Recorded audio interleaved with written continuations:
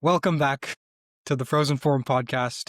This is season 2, episode 5, and we've just come off of a 4-game, just played 4 games, and it was a rough streak here. We got quite a bit to talk about. What do we got to build on? We knew it'd be our toughest four games. Yeah, we managed to pull out 1 win, an overtime loss, so we ended up getting 3 points because we know what happened in those last 2 games. And yeah, just a tough week. But before we get into the podcast, for those of you that don't know, we are doing a giveaway at 100 subscribers. Since last episode, we've jumped up to 92 subs. We are almost there. We're 8 away.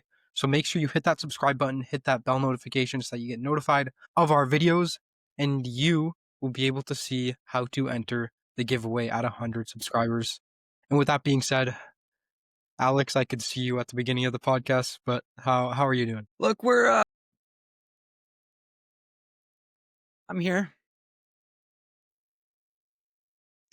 Look, I really thought everything was going well. I thought we were playing well. I thought we came out of that Utah game. I mean, first of all, we're in that New Jersey game, and the New Jersey game, we play well enough to get a point. Obviously, bad play in overtime to lose it, but it happens, right? Like, that's fine. The Utah game, we look fantastic, right? We played okay for the first 2 periods. And for the first time this season, we shut the door. We took hold of the game, and it was 3-2 in the third period, and we score 3, right? To just goodbye, go home, right? Utah. And that's a Utah team too that started the season very well. Had a hot start to the season, right? And then you play these last 2 games, and I mean, look, the LA game is whatever, right? We lose to LA. We've lost 9 straight to LA. I don't know. I don't know why. I don't know how. I don't know what it is about the LA Kings, but we don't beat them. It's fine. Whatever. This Dallas game, oh my goodness, what a bad game. I don't turn off hockey games, Nathan. You know this. It was 4-1 in that LA game, and we had no hope. And I watched till the end of the game. I shut the Dallas game off. It was 4-0. I think I shut it off. We were gone. It was done. The game was over. Newhook's injured. What more could you?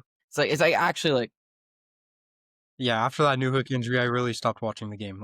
I kept flip-flopping back and Newhook forth, and injury then I looks saw so Newhook. bad, bro. Oh my god. It looks so, oh my god. I actually I was yeah, I know it's disgusting. It's actually like he's gone for 2 months at least. If he's gone, if he's back within 4 weeks, I'm gonna be So shocked. there's some miracle healer in the back of the Habs dressing room. I don't know. Yeah, no, I was going to dive into that. We can dive into it deeper a little later, but first, yeah, rough last 2 games there. But what do you have for your 3 stars this week? If you don't have yours, I have mine, and then you can. Okay, yeah. Tell me yours. Yeah. Okay. I'll. Now, these are my 3 stars over the games for playing the Devils, the Mammoth, the Kings, and then the Stars. So my first star, he was playing so well. 1 goal, 2 assists. He was all over the ice, making plays. Alex Newhook.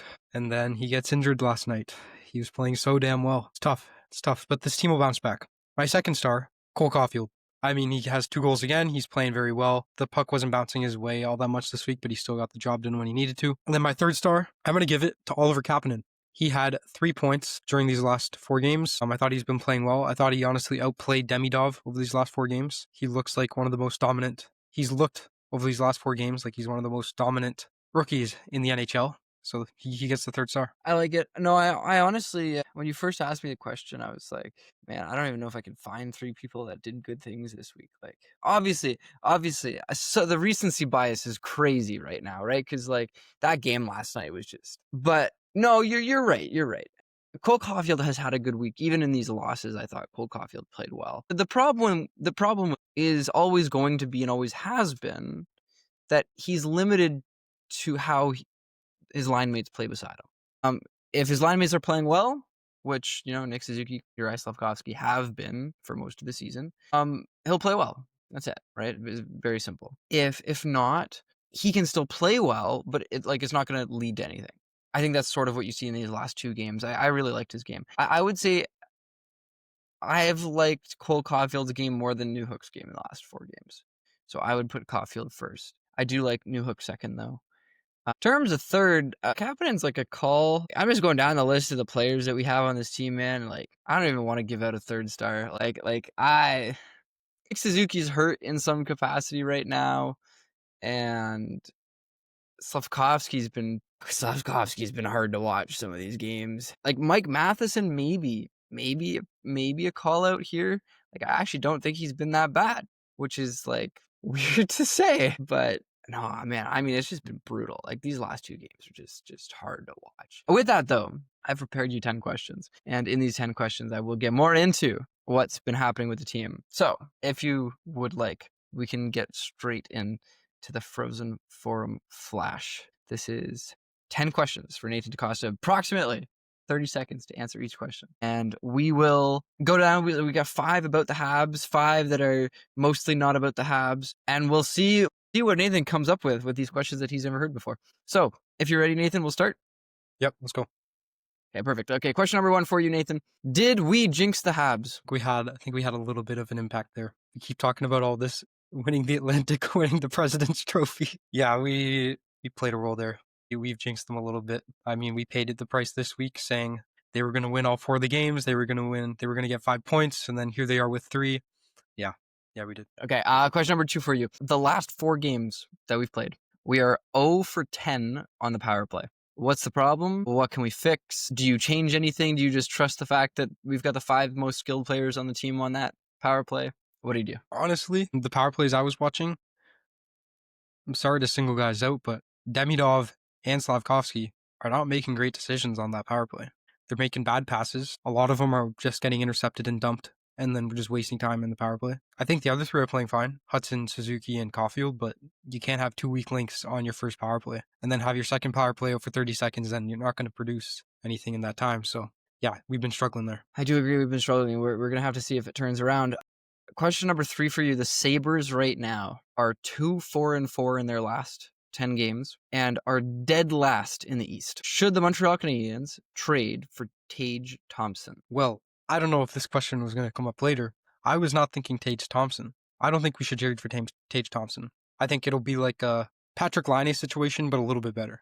You know what I mean? Like an absolute sniper, but he's not going to produce how we expect him to produce. I do think we should get Nazem Kadri from the Calgary Flames. Why not? We'll go into that later. That's not part of my questions. We'll talk about Kadri in a bit. You say no to Tage Thompson, though, just to...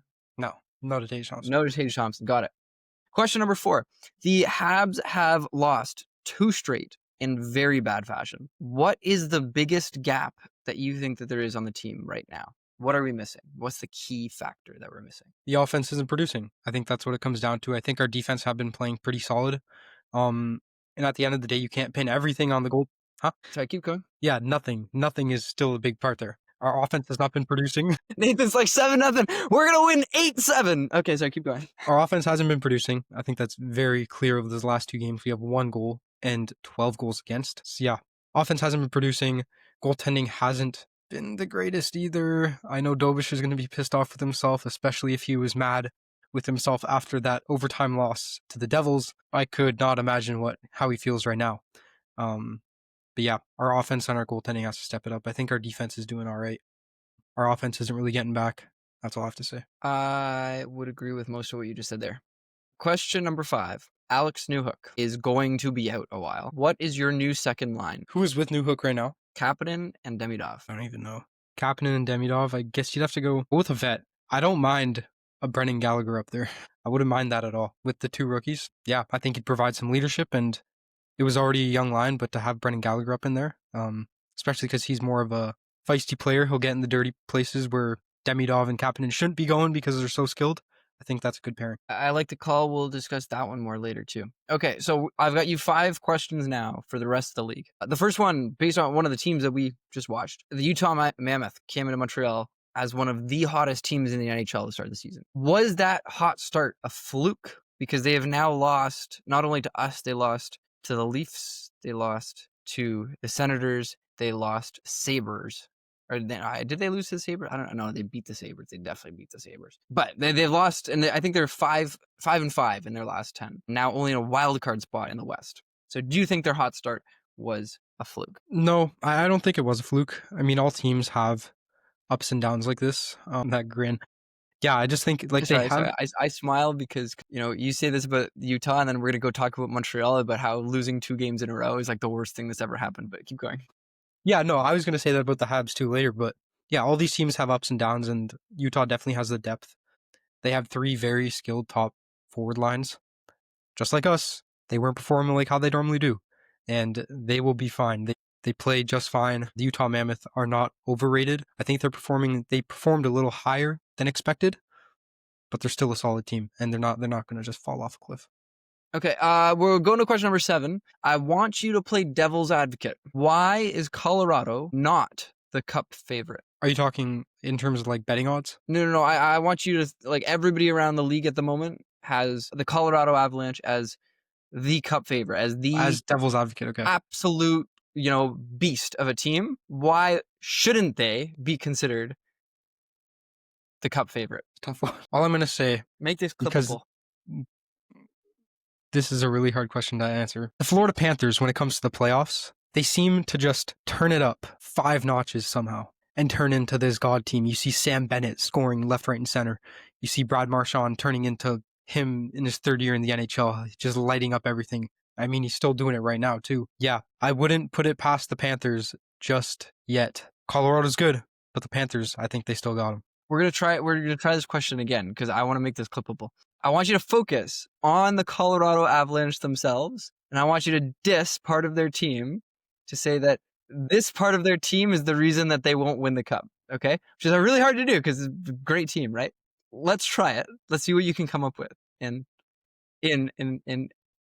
10 seconds. Okay. Well, I can't diss Blackwood. I can't diss their entire first line. I can't diss their entire. Find a way, Nathan. You can make shit up. We're gonna make this a great clip to post online to get these Colorado Avalanche fans fired up. So I'm gonna say the question again, and then we're gonna come up with something fun. I want you to play devil's advocate, Nathan, for question number 7. The Colorado Avalanche are considered one of the best teams in the NHL right now, probably the Cup favorite of most analysts in the league. Why, to you, is the Colorado Avalanche not the Cup favorite? Team.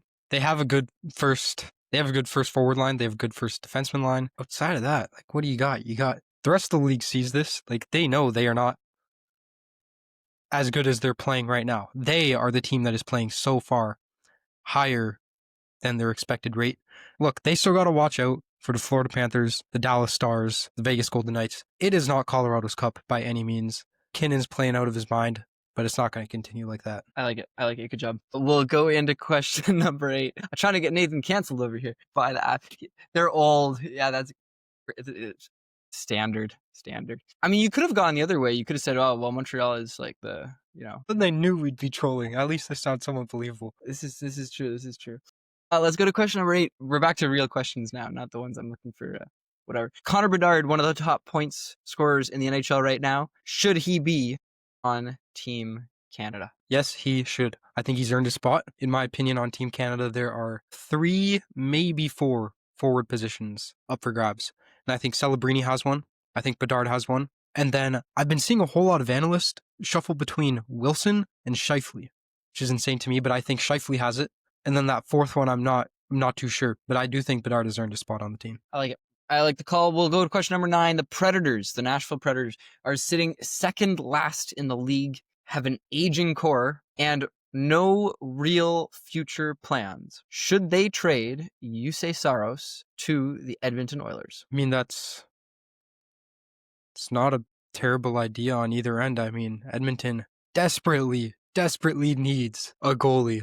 My God, I don't know if you've watched any of the recent Edmonton games, but Calvin Picard and Stuart Skinner are just Swiss cheese. So yes, I think it would be very beneficial to both parties if the Nashville Predators get rid of Saros. And then in exchange, what would you give him, picks? Who knows? Well, we'll figure out the trade later. But the main question was, is it time to blow up the team and send your best goaltender over to a team, start yard sailing? Because a Saros trade would be essentially like Nashville throwing in the towel. We got question number 10 for you. Very last question of the Frozen Forum Flash today. While we do have a few losses, the only regulation losses for the Montreal Canadiens this season to Eastern Conference teams are to the Leafs in the very first game of the season and to the Rangers in the 6th game of the season. Which Eastern Conference teams are you actually afraid of this season? I think you always have to be afraid of Carolina. Carolina and the Devils, I think, are the two. That's I mean, that's the only thing. we lost to the Devils, but it was in overtime. Yeah.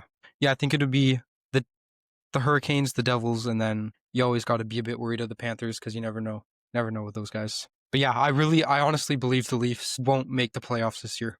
They look I horrendous. would agree. They've Matthews is been gone. Stolars is injured. Matthews is injured. Like, yeah, GG. GG.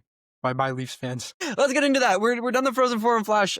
I do want to talk to you about the Leafs because no matter what is happening right now with the Montreal Canadiens, we've lost 2 straight, but we are still first place in the Atlantic Division. We are still third place in the Eastern Conference. The Toronto Maple Leafs. Let me pull up some stats for you, but I want to hear your full thoughts about the team and like if there's anything they can do. I just remember seeing something about Anthony Stolars this season. His performance has put him in the bottom 7 goalies in the league. Like, Stolars has had a god-awful year to start, as opposed to you look at last season and he was a top 10 goalie. So the goaltending struggled. The offense has clearly struggled. Like, Marner is that puzzle piece that they're missing. It's so evident right now. Matthews needed Marner to perform. I think you see it in Nylander. He's a bit more of a leader than Matthews is. He can really work with the guys around him, whereas Matthews needed Marner, the glue guy beside him. I'm going to throw out some very scary stats for Leaf fans. Jack T. Daniel, make sure you listen to this. Make sure, yeah, these are very scary stats. I'm not saying these websites are infallible, but they do provide a great basis for analysis. Money Puck has the Toronto Maple Leafs chance to make the playoffs at 12.3%.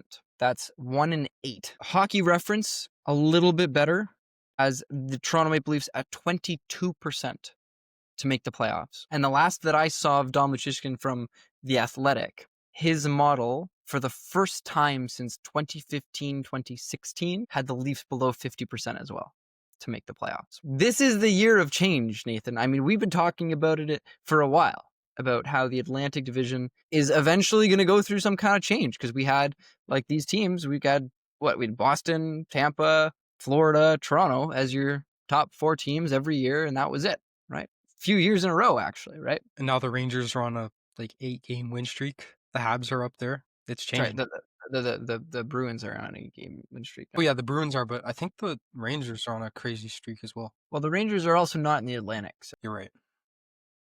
That is very true. The Rangers are 6-3-1 in their last 10. They're on a 2-game win streak right now.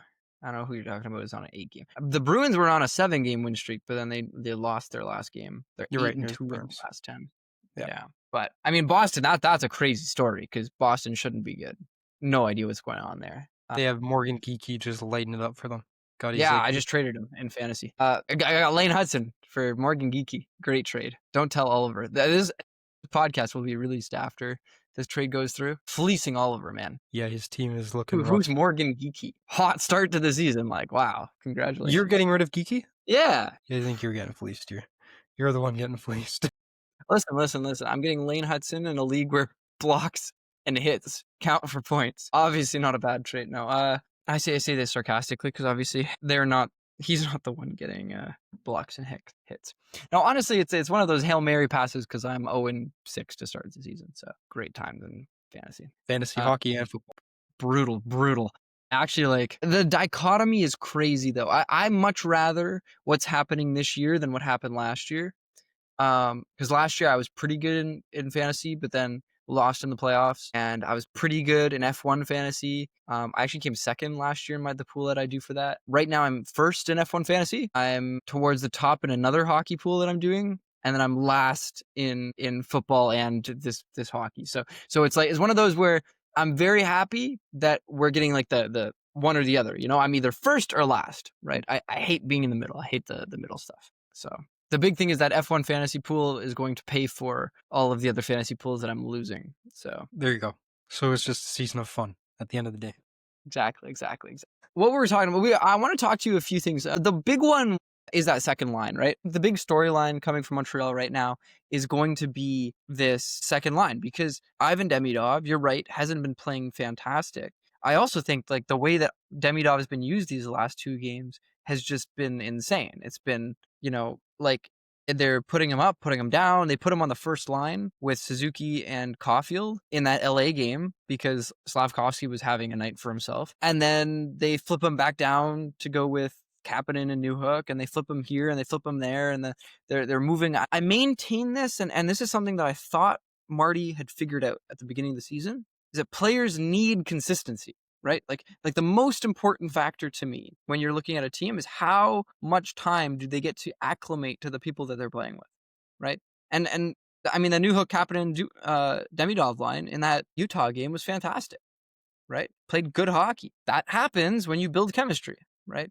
The reason Slavkovsky, Suzuki, and Caulfield work is because they've been together so long. They're not just high-skilled players. They have also been together and created that amount of chemistry, right? Moving Demidov around, especially for a rookie, like who's never played with any of these guys before, it has to seem like very, very, very, very, very hard for him. Yeah, I know. I was going to say, like, it sucks that Marty's doing this again, but I'm not surprised because he did this all the time last season, and it just clearly wasn't working, and then we stopped doing it, and then things just seemed to click. Well, exactly. We found something that worked. I mean, now you have to change it because Newhook's gone. So the line that you gave me was to bring Brendan Gallagher off of the line with Kirby Dach and Zach Bolduc. Take Gallagher off that line, put it with Kapanen and Demidov. I have an alternate to pitch to you. What would you say about taking Gallagher off of that Dach Bolduc line, putting Demidov on that Dach Bolduc line, and then that's your new second line? And then Kapanen's line 3 with Gallagher and Whoever. It's not bad. I just think Kapanen has been playing well enough to be the second line guy. I mean, I would argue Dach's been better. Over Shout these out last Kirby few games. Dach, who has, 3 goals this last week? He has, I think that was last week, like last podcast. Because I remember giving him a star last week, so I'm pretty sure that was a few games ago. But yeah, no, Doc has been playing well. I mean, I'd be happy with either of those combinations and then just see what works. However, we can't change it period by period. Like, you got to keep it for at least a game or two before these players can swap around. So Dach in this last week did have a goal against Jersey and against Utah. So it did have 2 goals in the 4 games. Okay. 4 goals in the last 5 games. I don't mind it then. I don't mind it. And then putting Bolduc back up there, maybe he'll get back on that hot streak. Never know. Well, I mean, Bolduc, he was playing so well to start the season, and then we put him on the 4th line. Like, we took him off of power play 1, which had to happen because you needed Demidov up there. But then you put him on the 4th line. Like, what do you think is going to happen? How is he supposed to produce? How is he supposed to do anything? Stupid. I don't know what Marty was thinking there. Okay, I'd also like to do something, though, because I want to compare our first 2 lines then in this scenario where you put Dach, Demidov, and Bolduc on a line, right? Because to me, the thing that works so well about Slav, Caulfield, Suzuki is that you have a player who does everything, right? Like, everything that you need to happen on the line happens, right? You've got Slavkovsky to go into the corners, which he's actually been doing really, really, really well this season and has been getting very little recognition around the league for because he doesn't have the points to show for it. But he's the one retrieving pucks in the corners for Suzuki and Caulfield, right?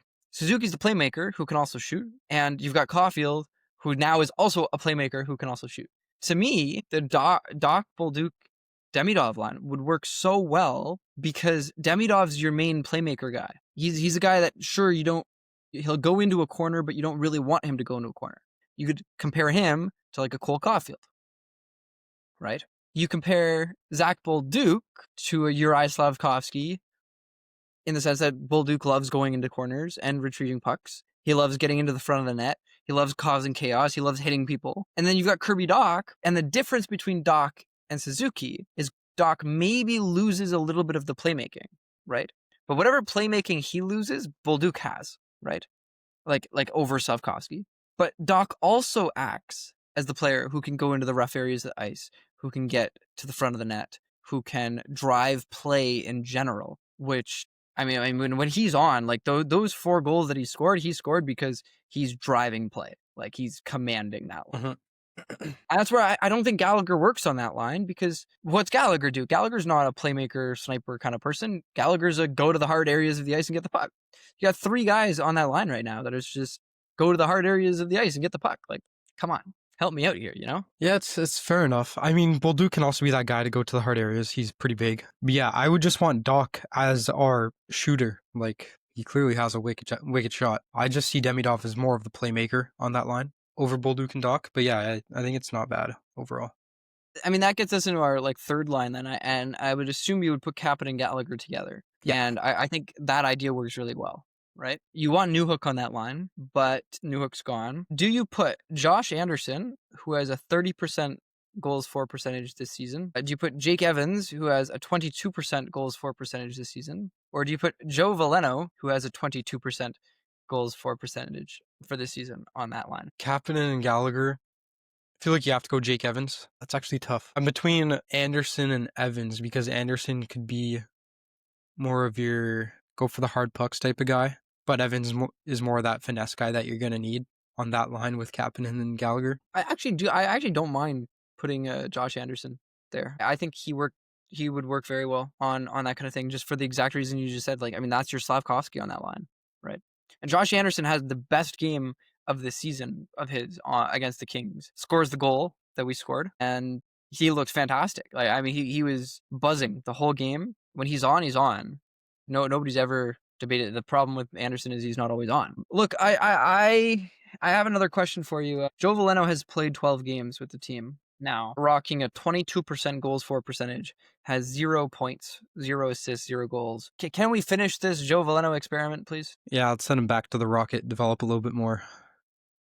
And then Well, I mean, he's not even sent back to the Rocket. I mean, like, we claimed him, or we signed him to a contract or whatever. He'll go to waivers. I'd be surprised if somebody out there doesn't pick him up, because he had interest from other teams. But he was on like, the Red Wings, right, before? yeah, We picked him up from the I'm just so done with this guy, man. Like, this guy, every single times we get scored against in like a bad whatever, it's if Joe Veleno is on the ice. And like, don't get me wrong, Jake Evans hasn't been that great either. Josh Anderson hasn't been that great either. But like Joe Veleno is literally last on the team in goals for percentage. Yeah, I mean, he after 12 games, you gotta call it. He did well last year with the Red Wings, but Well, I did ish.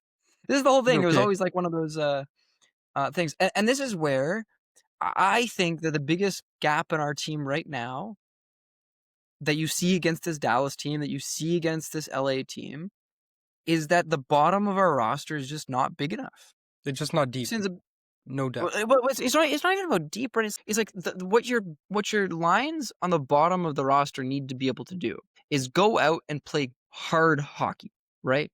It's not necessarily good hockey, hard hockey. That you need to go into corners, you need to hit guys, you need to be big, strong, physical, you need to command play.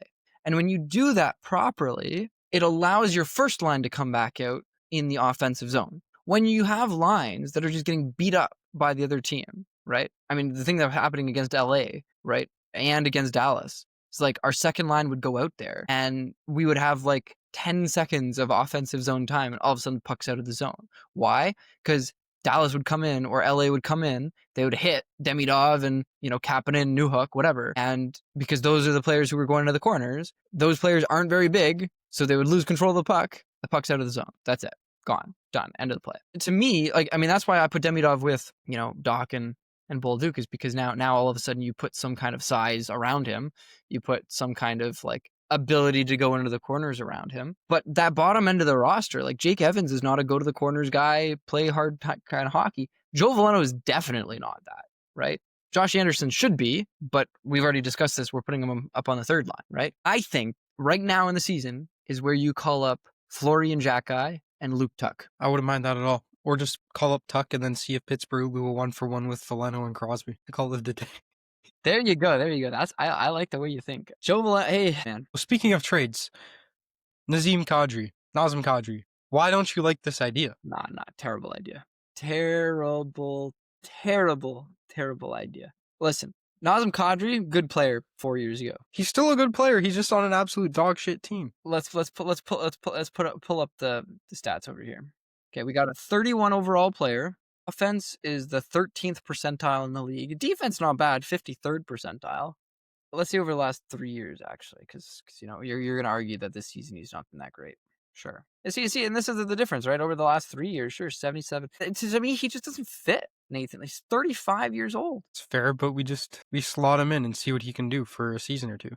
Like, he has the skills. He'd add that depth. He'd be a depth piece that we need. Okay, how much better on a multiplication scale is Crosby than Kadri for this team? 3 or 4 times better. Right? The question is, are you going to have to spend a quarter of the assets to get Kadri versus Crosby? Probably not. But do we even have the chance to get Crosby in the first place? I would This is argue that he's why. not This going. is He's why not I going to. bring you.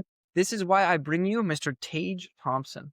Okay, Sidney listen. Crosby is not moving anymore after how well the Penguins are doing so This far. is why I bring you Tage Thompson. Tage Thompson's done. Buffalo is done. This team is absolutely terrible. I don't care what anybody says. The real answer for the Buffalo Sabres this season is to blow it up. Send in the towel. Owen Power is your number one defenseman in 4 years. You've got some good young pieces on forward there in the system. Those are your future of the forward core. Everybody else goes. Tage Thompson goes. Rasmus Dahlin gone. Tage Thompson, 28 years old. How tall is he? 6'5", I think. 6'5", 6'6", 6'6", 220. 6'7", 6'7", he's like that. He's 6'6". I'm not saying that. I'm not doing that stuff. Like 14 points in 17 games this season on a very bad Buffalo Sabres team. Look, I would say Thompson is better than, but we're dealing with Buffalo management. Do you really think they're going to get rid of Tage Thompson, their superstar? I don't think they have a choice. Like I honestly like Tage, like Thompson and Dahlin both said at the beginning of the season, if it doesn't work this season, we're gone. Like we're done. Like it's over. Like we need to. Where would Thompson slot in here? He'd be Second our line. second line, yeah. Second line center. Could be good. He'd be our biggest guy by far. I don't mind it. I know I said no at the beginning of the podcast, but I love convincing you. I looked at his card right now. Right now, overall, he's an 11 overall. But then the difference is that the last 3 years, he's an 89 overall. 92nd percentile offense. I think you need another center. The center depth for the organization is great 4 years from now, right? Like when Michael Hage is up, when Kapanen is developed, and Suzuki's maybe just a little bit past his prime, or right in that prime slot. Suzuki's what, 26 this year? It's actually crazy. Suzuki be 30 in 4 years. Still young blood. Yeah. Young blood. Like 4 years from now is like right now's roster's peak center depth, right? Tage Thompson's 28. It's not bad. Would that make him like the second or third oldest player on our team? Something like that, yeah. That's insane. Would you give Tage Thompson an A if he was on the team? No. Look, I think one of the biggest things for Buffalo Sabres players that move to other teams, the other thing, at Kent Hughes over here, the reason you need to trade for Tage Thompson, realistically, is because one of the requirements for winning a Stanley Cup is having an ex-Buffalo Sabres player on your team, right? Like that's the only way you can do it, right? It's either Sam Reinhart in Florida. It was Ryan O'Reilly for St. Louis. Jack Eichel, Vegas. Who's on Colorado that season? Was it Casey Middlestat was on that team? I think. I swear, every team that has won the Cup has an ex-Buffalo Sabres player on it. Well, I think we just hacked the system. We just need to send that email to Kent Hughes, and then we'll be good. That's all we need to do. I mean, look, Tage Thompson is signed through 2030. That's 1, 2, 3, 4, 5 seasons, including this one, at $7.14 million. It's affordable for us too. I mean, we'd have to pay a lot. Like we're talking about sending like 3 first-round picks over, kind of thing, right? That is a lot. But those picks don't matter anymore. Very true. It's very true. Yeah, I don't mind this whole Tage Thompson idea. I was just seeing all the analysts talking this week about Kadri coming along. I mean, that is kind of true. He hit his 1,000th game like 2 games ago. He's pretty aged. You know what? I'm going to the Sabres game on Monday. Sabres-Oilers. During warm-ups, I'll go down there and make a Tage Thompson sign. The Habs will take you. You got lots of promise. Yo, that'd actually be so funny. If the right person there gets the right picture of you, that'd go so viral. You know what I should do? I'm going with friends. I should have friends go on the other side of the arena and take a photo. Yeah. That'd be go with the Habs jersey on too. Yeah. Totally won't get jumped. And it's Buffalo. Those people have no souls. Yeah, that's true. You're right. You can't get jumped. Yeah. God, that game on Monday will be entertaining. One horrible goalie with great players, and then Buffalo Sabres versus the Buffalo Sabres. It's going to be like a 12-goal game. I mean, the real question, would you take Ryan O'Reilly back? Or would you take Ryan O'Reilly off of Nashville? If we're not taking Kadri, then for the same reason we shouldn't take O'Reilly. O'Reilly is pretty old as well. Except that O'Reilly's having a really good season. Is he? What's his contract? $4.5 million by 2 years. 34, so a year younger than Kadri. EV offense 87%, EV defense 79%. It's not bad, and he fits the criteria for former Buffalo Sabre. He does. I don't know. We're throwing theoreticals out there, but I think the two most realistic guys are Kadri and Thompson. Yeah, and then obviously first on that list is still Crosby. I mean, look, Crosby's not moving. Crosby is not moving now. Pittsburgh's had way too good of a start. If they were doing crap, I'd say we'd have a no, chance. but just wait because they had a great start. But like, I mean, they're 4-3-3 in their last 10. I don't know. Crosby's not one to give up on his team like that. So I I'm don't still see him convinced. moving. I'm still so convinced that Kyle Dubas is going to pull the plug on it.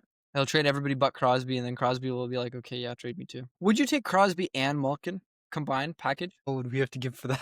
Think of this line: Crosby, Malkin, Demidov. 2 Russians and the Canadian sniper. It's a good idea, but I think we just have to give away too much for all that. Win a cup, is it worth it? If we win a cup, of course. It's a big if. 2 seasons. If we did it this season, we'd have 2 seasons of Crosby.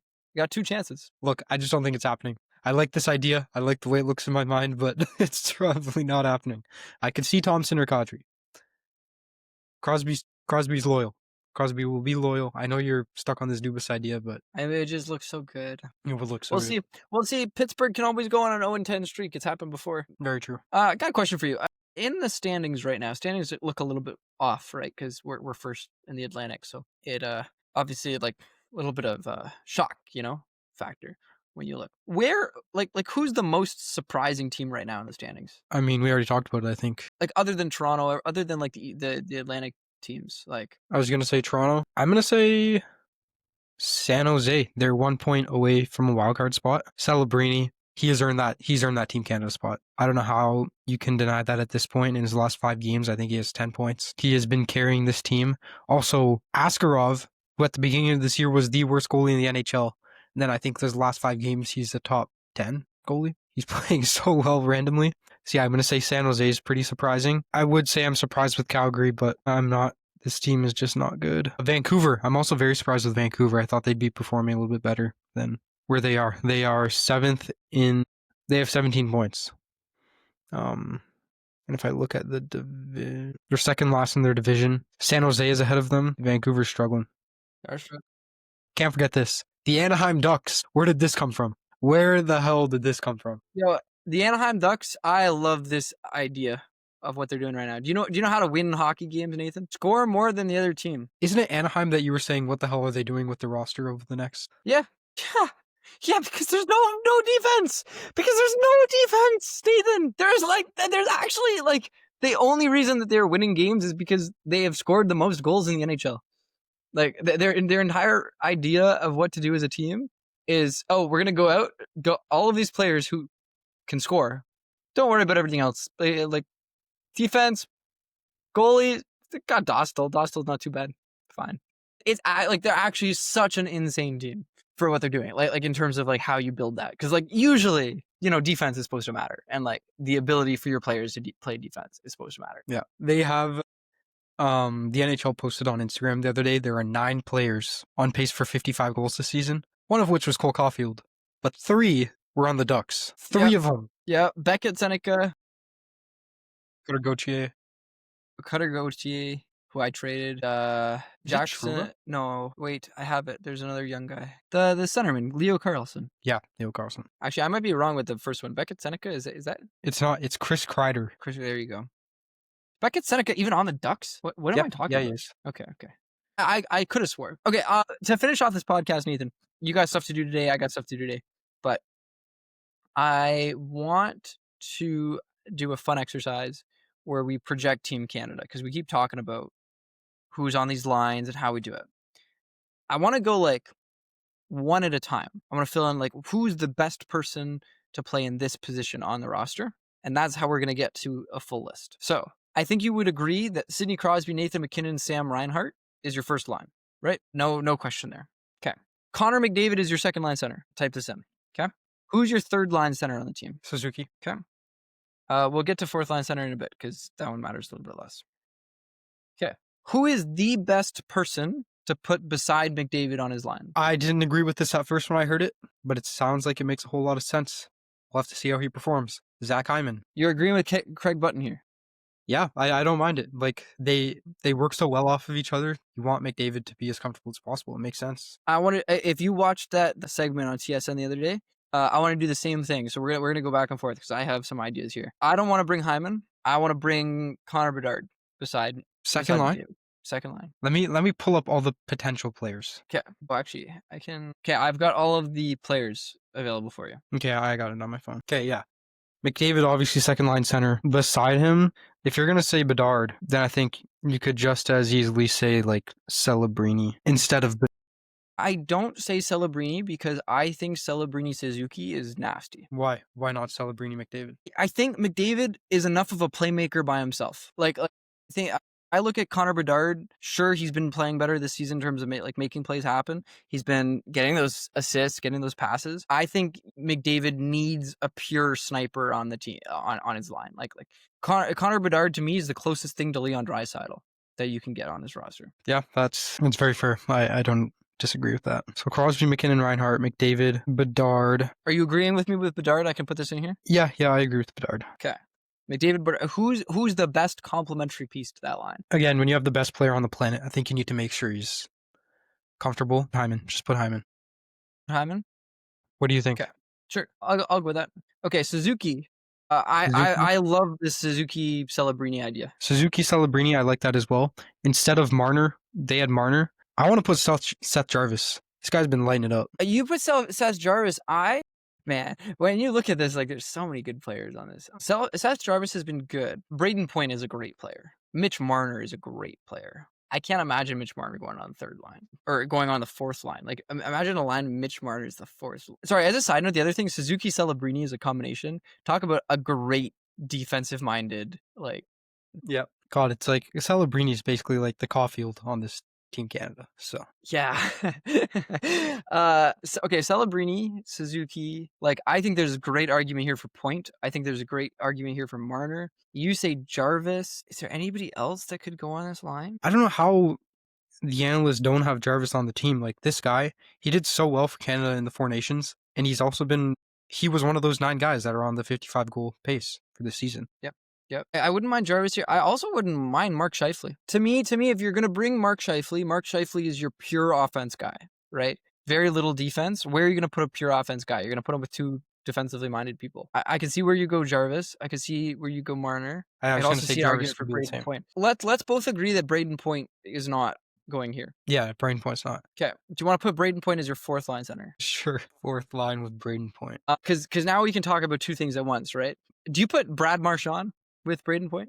Are you bringing Brad Marchand in this Olympics? Hard not to, because he's been playing so damn well. And you want a guy who will get in those dirty freaking corners and piss off the other team. Like, I feel like you kind of need a guy like that in your fourth line. So yeah, you're gonna have to bring Marchand, Point, and you can't not take Marner. If you're not putting Marner on that third line, he's got to be on that fourth line. So we have 2 winger spots left. Yeah, I guess it's just a question of, do you put Marner with Suzy Celebrini? The thing is, like, if you're gonna bring Mark Scheifele, which, I mean, he's been playing unbelievable since Four Nations. If you're going to bring Mark Scheifele, he has to go on that Suzuki line. Like, it does not go on a Point Marchand line. That's not okay. I don't mind that. Scheifele with Celebrini, Suzuki, and then Marchand, Point, Marner. See, and this is where, like, we're going to, like, have some disagreements about things, right? Because I look back to this as well and go, yeah, I like Jarvis coming. I like Hagel as a player. And I like Tom Wilson. And I don't like. I just wonder. Like, I also like Anthony Cirelli. Cirelli's been good.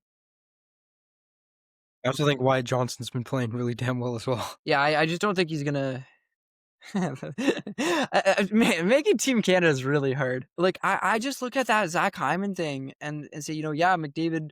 You want McDavid to be comfortable with somebody. I really just think you have to design a line for McDavid that works for him. So what? Maybe put like Cirelli instead of Hyman. Well, I want Marner to go on that second line with McDavid. Give me that gold medal winning goal, Take Hyman off the roster completely, because that's the other thing. The thing that I've been thinking about a lot, right? With all of these arguments about, oh, this person should go on because they complement this person so well, right? Like Hyman, because Hyman complements McDavid. If Hyman is not playing beside McDavid, he's not on the roster. Yeah, 100%. Right? Like everybody agrees on that. So if you're going to have a player who's only there because he plays well with his other player, and then it doesn't work in the first 3 games that you play, what are you going to do? It's just a waste of a player, right? When you bring Marner, you put Marner beside McDavid and Bedard. Like the Bedard thing is like, if Bedard doesn't work there, yeah, can you put him on the fourth line? Yeah. Can you put him on the third line? Yeah. Can you switch him around wherever? Yeah, because you don't know, right? With Hyman, for sure, if he's not on that second line with McDavid, he's not on the team. That's why I've been very much objecting to this idea of putting Hyman on this team just for fun. That being said, I also really like Tom Wilson. So you think instead of the second line should be Marner, McDavid, Bedard, and then the last line Marchand, Point Point Wilson. Wilson? Yeah. It's not bad. I mean, there's And just so many then damn pieces here. see, I really like this idea because we get to bring 2 extra forwards, right? And so I think your 2 extra forwards are Anthony Cirelli because he's a centerman, and you can never have too many centermen. And I mean, obviously you bring Stone if he's healthy, but he's not healthy at the moment. And you bring Jarvis, right? So it's like Cirelli and Jarvis are your I think. Yeah, I don't mind this. Yeah, I honestly think like Connor Bedard is such a good player. Macklin Celebrini is such a good player. All of these analysts are talking about, oh, you know, Canada's not going to want to bring whatever. Connor Bedard is such a good player. Macklin Celebrini is such a good player. They are better than all of the people that they're considered against. And you've seen them in the junior tournaments. Like, they know how to compete at the international level. So, But it's not, and it's not just that. It's like you have to remember that when you're comparing Anthony Cirelli to Connor Bedard, you're comparing Anthony Cirelli, who's played on the same team for the last 6 years, who's, you know, played on a Tampa Bay Lightning team that's been very good for the last 6 years, to a Connor Bedard who has zero help last year, zero help the year before that, and now this year when he has a little bit of help is excelling. Like, imagine if he was on a Team Canada roster with a Connor McDavid. Imagine what he could do, right? The piece is there. You just need the line mates. You need the support. yeah, I don't mind this at all. When's it due? When's the roster due? December 30th. Okay, still got some time. We'll come back to it. We'll Yeah. definitely come back to this idea. Yeah, okay, I like this. Do you want to do the entire roster right now? I mean, we can. The defense is a little bit easier, though, I think. Yeah, first line, Taze McCarr, pretty obvious. Morrissey's got to be your second line. I didn't mind the idea of Morrissey Parayko because Parayko is bigger, more physical guy, whereas Morrissey can be that offensive weapon if you need him. I don't mind Shea Theodore. I just think he should be on the third line, swap him with Parayko. And the last 3, I'm not really sure. Like, there's just so many. I have a question for you, and I think Team Canada's been thinking about this. And I think a lot of analysts and stuff haven't been thinking about this as much. I would say that the decor for Team Canada is the iffiest decor, right? Or iffiest part of the roster, right? It's like, yes, Taze McCarr, definitely. Morrissey, definitely.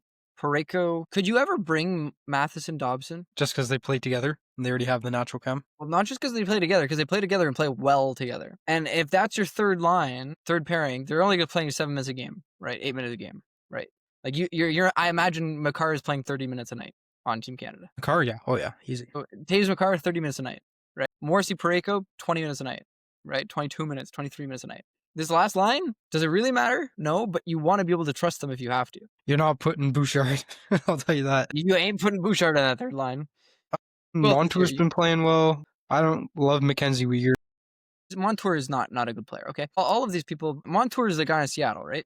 This guy knows how to play against one team in the NHL. Do you know what team that is? Who is that? The Montreal Canadiens. This guy has like 17 points in the last 4 games against Montreal. Like, it's actually ridiculous. When I say this, I know that sounds like hyperbole, right? Let me pull up the stats because I it's actually ridiculous. 17. Dobson. Matheson? God. Dobson, yes, but I don't know how the rest of... I mean, it's not a bad idea because he's not playing that long. Like, he's not going to get those heavy legs that you'd see from him last season, and even this season when he's out for a long time, so it's not terrible. So Dobson, Matheson over Sanheim, Theodore, and Harley. Okay, so this is where I think Harley has to come, right? Okay, we got to speed this up. I got to get going soon. Yeah. Okay, wait. The last 4 games against the Montreal Canadiens, Brandon Montour has 12 points. That's Keep in absurd. mind that 2 seasons worth of games against Montreal because it's Western versus Eastern Conference. 12 points. Of those 12 points, 7 of them are goals. That's insane. Well, he had that one just 4 seconds into overtime, just walked it in. Yeah. But this is what I want to say. So I think that you bring Morrissey Parayko. I think you bring Theodore Harley. But then I want your last 2 to be Dobson Matheson. And if you have to play around with D pairings because whoever's not good, whatever, you have a D pair there that plays together every night, is going to stay together for their up until 4 Nations, probably, has experience, and has been playing good hockey. I mean, Matheson's one of the top defensemen in the league right now in a bunch of the advanced stats, which is like crazy to say, but like, so what happens when he's not on the power play and trying to do so much offensively? He actually plays good defensive hockey. He stays back. He stays back, bro. Yeah. I mean, the only time I've been mad at Matheson this season is when he got some power play time because Dobson and Hudson were out on the 5-on-3, and then we had an extra 40 seconds of power play time, and the Matheson almost turned the puck over and let a breakaway out. Like, it was like this is why, no, stop. Like, there's no need to put him on the power play. Yeah, Bouchard seems most comparable to last season Matheson. Like, this guy's just ripping it into players' shin pads. I don't know if you saw this video of Bouchard getting McDavid was getting pissed off with Bouchard in practice, like basically telling him this is where you have to be. What the f are you doing? That was kind of funny. Okay, but yeah, I don't mind those defensive pairings. Do you want to head to the goalies now? Yeah, I mean goalies are easy, right? Like, Thompson, Binner, yeah, Kemper. and you're only bringing Binner because, like, he's Mr. Clutch. This is what I was saying last week. You can't deny that factor in those prime time. I deny it. I think Team Canada will agree with me as well. They're bringing Binnington. They're bringing Thompson. Thompson should be their number one goalie. Yeah, Thompson. That's what I'm Binnington. saying. I don't care if you bring Binnington. I just care that you don't start him the first game. And then you bring Jarry. Or sorry, not Jarry. Kemper. Yeah. Yep. I like that. Yep. Okay. I guess that's a wrap on episode 5. So yeah, you have our projected Team Canada. Should we make a photo of it so that they can see it, like our thumbnail? I can play around things tonight and make it a thumbnail for us. Okay, it'll be the thumbnail of this video, our projected Team Canada roster. To those of you that have made it this far in the episode, once again, we are now 75 minutes in. Thank you. We appreciate all of you for watching this far into the episode. If you aren't already, make sure that you hit that subscribe button, hit that bell notification, make sure you leave a like on this video, leave a comment. Really helps us grow. And we have that giveaway at 100 subscribers. We're at 92. Just make sure you're subscribed and you have that bell notification on so that you can see the giveaway. And make sure that you also follow us on Instagram, Facebook, TikTok. Make sure that you're following us on Spotify, Apple Podcasts, Amazon Podcasts, and yeah, just anywhere you get your podcast content. It's been another great episode. We'll be back again. The Habs will be back. We'll bounce back. We know how this goes, ups and downs. We'll see you guys next week. Au revoir et bonsoir.